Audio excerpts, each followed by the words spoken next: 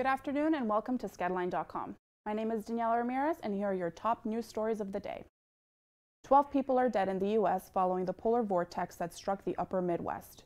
4 dead in Iowa and other storm-related deaths are reported in Illinois, Minnesota, Indiana, and Wisconsin.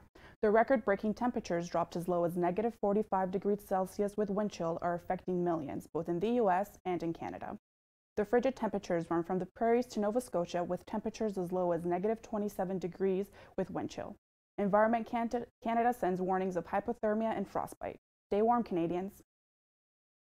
The man driving the semi-truck that struck the Humboldt Broncos hockey team bus in April 2018 faces his sentencing today.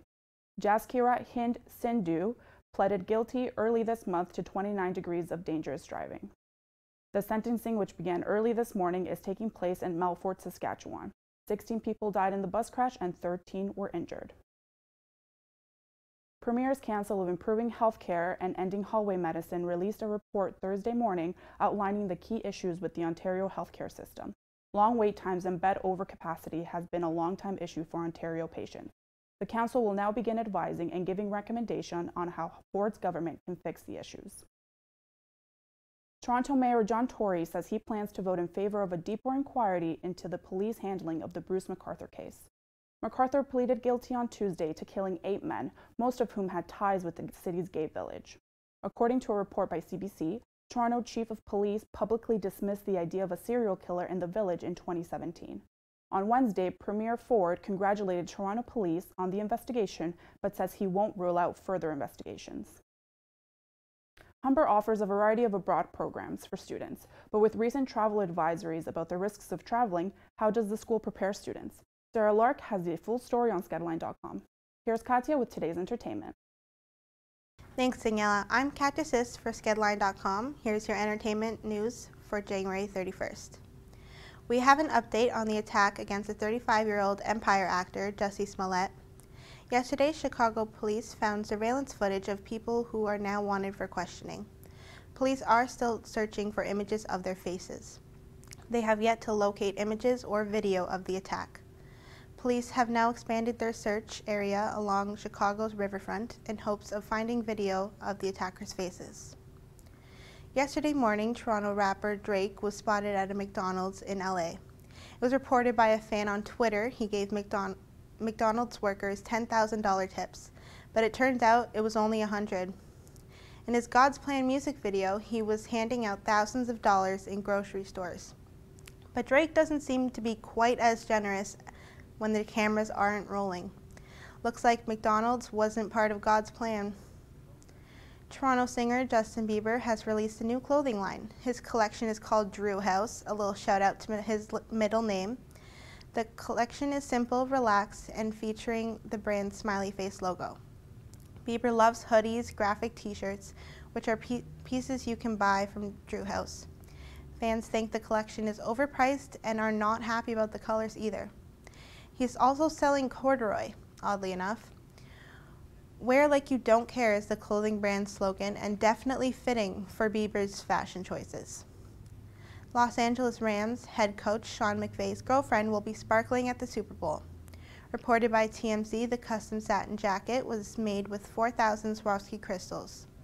With a matching hat, she will definitely stand out as she cheers on her boyfriend's team. He may even match her with a shiny Super Bowl ring.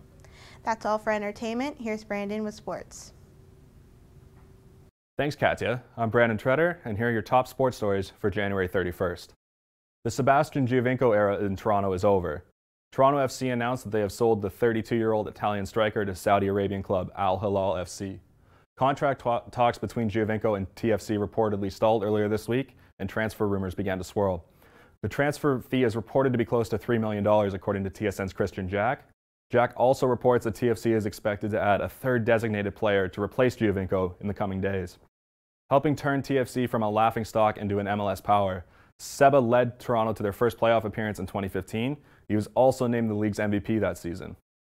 With Giovinco, TFC would make their first MLS Finals appearance in 2016 and won their first championship in the following season. In his TFC career, he appeared in 114 games and netted 68 goals.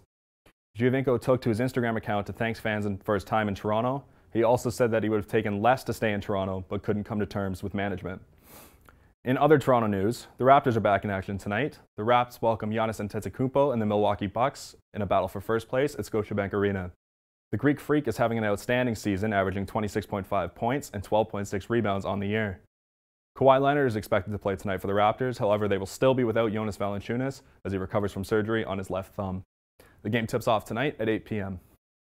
As for the other Scotiabank tenant, the Maple Leafs return from their bye week tomorrow night.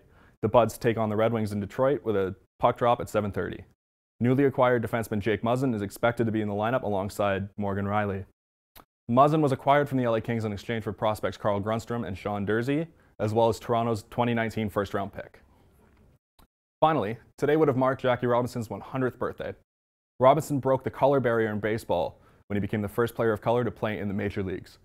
Playing his whole major league career with the Brooklyn Dodgers, Robinson was inducted into the Baseball Hall of Fame in 1962. Robinson also spent some time playing in Montreal, appearing in 124 games for the Dodgers AAA team in 1946.